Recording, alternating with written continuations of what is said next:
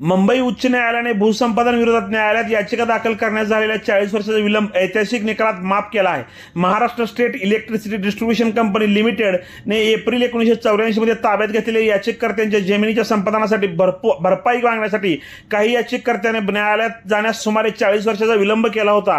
तो माननीय उच्च न्यायालयाने नुकताच माफ केला आहे। राजीव बाधानी आणि इतर विरुद्ध कार्यकारी अभियंता महाराष्ट्र राज्य विद्युत वितरण कंपनी लिमिटेड असे या केसचे नाव असून हा न्यायनिर्णय 5 जानेवारी 2024 रोजी आलेला आहे।